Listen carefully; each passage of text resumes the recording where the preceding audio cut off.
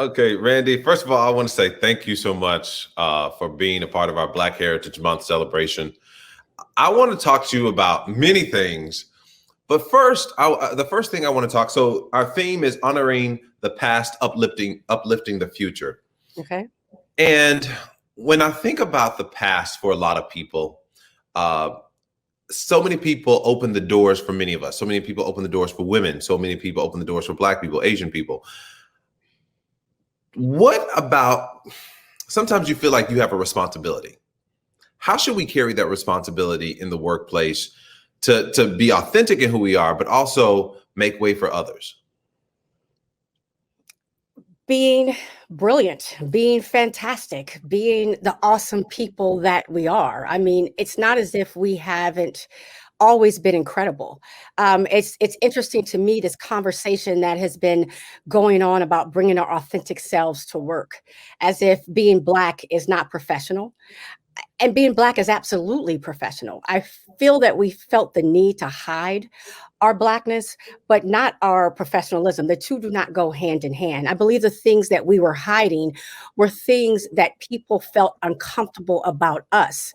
So it wasn't about hiding our Blackness, our it was really about hiding, I'm sorry, it wasn't about hiding our professionalism, our Blackness, which are go hand in hand. It was more about hiding things that make people feel uncomfortable about us, right? Our hair, perhaps maybe the way we talk, our interests. We must realize that Black people didn't even feel comfortable talking about issues that plagued our community, like police brutality, until white people thought it was okay to talk about it. We suddenly got permission to talk about the issues that we should have felt comfortable sharing in the first place, but we didn't, because those issues made people uncomfortable. That's not a lack of professionalism. People talk about issues that affect them all the time. We get emails about attending a breast cancer um, fundraiser, or someone selling Girl Scout cookies. People will have conversations about what they did on the weekend. But I believe Black people felt as if they needed to hide that, because it made people uncomfortable, not because it is unprofessional. So Mhm. while we would attend Black Lives Matter rallies and be active in our churches to ensure that our Black children were receiving proper education, proper food, proper guidance, we wouldn't share that with our colleagues, because I feel as if we felt as if we had to mute our Blackness. Mhm. And the thing about our Mhm. blackness is truly celebrated in pop culture. Let's be honest with the music, Absolutely with celebrated. saying, like, "Hey, girl," or whatever it is. Like those things are embraced by so many different people, and, Yes. how we interact with each other every day. But a lot of times, Black people feel they have to, and we had this last night on our Race in America episode. I have to hang my culture at the door. So Right. how do you bring authentically what people love, accept not only my culture and who I am, but accept my blackness as well? How do we make that happen in a workspace where everyone feels comfortable? Or will people feel comfortable? I don't know. It is not Black people's responsibility to make people feel comfortable with us. It's not our responsibility to make others feel comfortable with us. It is the responsibility of others to make themselves comfortable, to create environments that are welcoming to people that are different than they are. And we have to release that burden that has been placed on our shoulders, as if, one, there's something wrong with who we are. Two, when we must mute it when we get in certain places. Three, it can only be celebrated when the majority culture adopts it, right? And so, like you were saying, the AAVE, the African American vernacular, all of a sudden can be used now because white people have deemed it as cool, and it's even being used in commercials, etc. We had to hide the way we wore our hair, but now, I mean, weaves and extensions are worn by all people. We had to hide the issues that we were most passionate about, but now, because talking about race has become something that everyone's comfortable, or not necessarily comfortable, but find that's important. Now, Black people are free to talk about it. And so, no, I really want us to release that burden. I when I go to companies all the time and train them now, it's to train them to create environments that are inclusive. It is on the company's shoulders to create environments where everyone feels as if they can be themselves. They should not feel as if they have to be cisgender, they have to be white, they have to be male in order to function and thrive in the workplace. It's every study has shown that people do well, people thrive, are more productive and happier when they're able to be their whole selves at work. Mm. I totally believe in that because, I mean, just from a personal experience, I remember a few years back in my career, I remember going to interviews and I would always get so nervous because I think I was trying to be what I thought they wanted me to be. Right, right. But then, I said, you know what? I'm going to be authentically who I am, especially in an interview setting, because I want you to know what you're going to get. Because when I get there, this is what you're going to get. Right. But I said that, and that's the thing that I think a lot of people, especially Black people, and I'm saying that just from my perspective anyway, because, for so long we've been told, this is what professional is and don't do this and don't do that. But what I realized for me is that when I am authentically who Marcus is, I mean, of course, there is a professional side and an outside work side, but certainly in that professional setting, I am authentically who I am. Right. We And are people professional. love it. Right. But No. we are professional people. It's not two separate things. I mean, everybody has a professional side and a side when you're at home, like relaxing, right? Everyone. Um, and both are should be valued, right? But yes, being professional doesn't go against being Black. It's not they don't, they aren't separate things. But absolutely, I have always brought my whole self. My whole self after my training. You're absolutely right that I believe minorities, particularly people when they immigrate to the United States, automatically get trained on how to best assimilate to the majority culture. And we're taught that's the only way we're going to have a job. That's the only way we'll be successful, right? And it wasn't a lie. It wasn't far from the truth. When I was born, my parents named me Randolyn. Don't ever repeat it. Okay. Okay. Right. And even though everyone calls me Randy, I was named Randolyn. I've never been called Randolyn because it was believed that I would not be successful. I would not get a job. And as we see, study after study has proven that ethnic sounding names still don't get the callbacks as a name that sounds more Americanized, right? And Mhm. so we have been taught to, squelch who we are, which is not healthy, which is why we have higher, they've shown the work stress on Black people is significantly higher than for white people because we're trying to be something that we're not and we're told that we're wrong. It's oftentimes the reason why you see people, you often hear about Black women in particular being quiet in the workplace. She doesn't really associate with people. Well, you haven't given her permission based on the environment that you've created that she can Mhm. be her full social self, right? Who she would be when she relaxes around people. So there is this stress to be a certain way. I started an online affinity group, Randy B, 5 years ago. And the reason why I started it is because this is when police brutality was really in the news, and my friends weren't talking about it on Facebook. And I realized they're not talking about it because they're friends with coworkers and neighbors and the private school, parents that their kids attend and things like that. And so they were just being very neutral and not really talking about anything.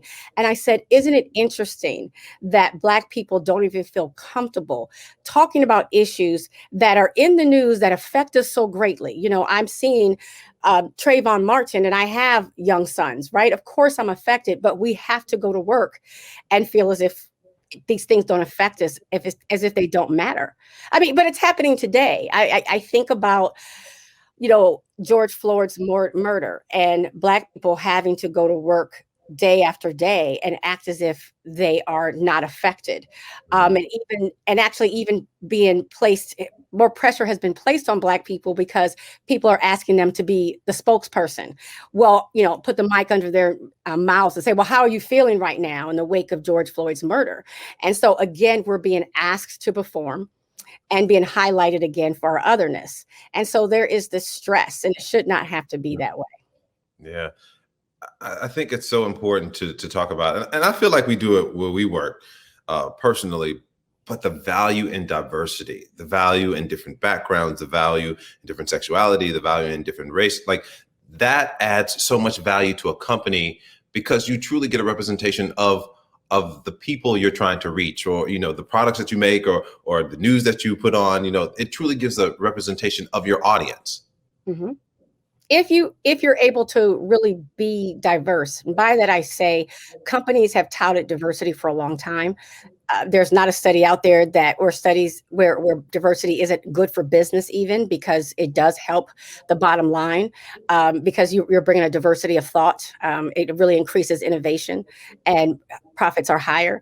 But when people get to the company, you have to ensure that when you say you want diversity, it does not mean you want people that identify in some way, but you are really making them mute that. So the diversity only exists on paper, like it's just numbers, but Mm. people feel as if they have to really assimilate.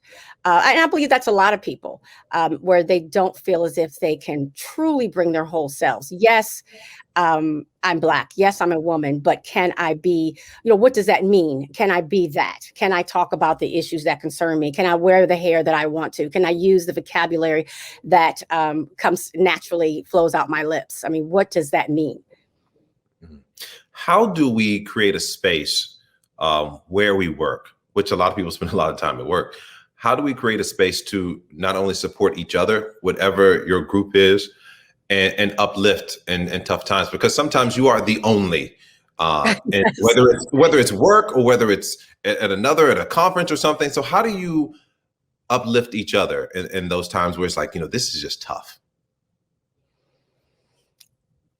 I really respect that people are now being honest about where they are. I've had a lot of friends who have told bosses, I need a mental health day, when there have been tragedies within the Black community that will affect us even more than it has affected other people. I believe just being honest about being who you are and being vulnerable. I There is some of the responsibility on us to release the need to be um, inhuman. I think that we have always blocked showing who we fully are, showing our pain and being vulnerable. And so trust does work both ways. And so we have to show a little, be more honest about who we are, be willing to be a little bit vulnerable. And office spaces will also have to accept that and understand that it's not our responsibility to make them feel comfortable. If they feel badly about what's happening, then they have to feel badly. And we don't have to act all the time as if we're not being affected. Um, I believe that people also, when I talk about vulnerability, I think it's so important that when people don't know what to say, I had a lot of people saying, well, I reached out to my friend after George Floyd or after the protest, and they seemed very uncomfortable with it, or they seemed actually angry. And I was like, if you've never had a conversation with somebody Black, or this person in your office that's Black, rolling up on them suddenly and saying, how you doing? I really care. Is not probably a great idea. But, and then oftentimes people say the wrong things because they don't know what to say. And so really saying, I don't know what to say is a great start. I'm so uncomfortable. I'm Mm. going to be honest, but I do want to reach out to you. I don't know what to say or what the right thing is to say, but here I am. People will respect it more. Yeah, and I think respect goes a long way in Respect is a lot. showing your care. Yeah. Well, Randy, uh, any more parting words? I mean, I know we don't have a lot of time, but I just wanted to just thank you for being a part of this, and I think it really is insightful gems, as I call them, that people can take with them every day. I appreciate it. Really, just no parting words, but we need to stop with things that disassociate Blackness from professionalism and intelligence, starting with the youth. I hate when I hear people say, oh, that person's talking white. Well, what does that mean? Right? What does that mean? Right. So that sort of, that we need to have conversations about that, Yeah. right? And that's really it. That's really all I have to say. I appreciate you having me. It's No, good I hanging appreciate out with it. you. It's so funny you say that, and no, we're gonna wrap it up. But when you Yeah, said that, I remember when I was a young kid in elementary school, and my aunt came to visit. She actually lived in California at the time, and she said, how's school? And I'm like, yeah, it's okay, but a lot of my friends like talk about me and stuff. They say, oh, you talk white, and right, and I said, I talk white because I talk proper, and she's like, right. but proper is correct, right? And I was like, and from that day on, that didn't bother me. Right, you had to let it go. Or when like President Obama came out and everyone kept saying how articulate he is, and I said, "Well, how ignorant people are that they think that only a few Black people talk that way. I'm like, everyone I know talks that way. We're bilingual. Black people are typically bilingual, right? And we could switch like that. Yeah. Back and forth. Randy, thank you again. I enjoy you so much. I Thank you. enjoy you as well. All Thank right. you.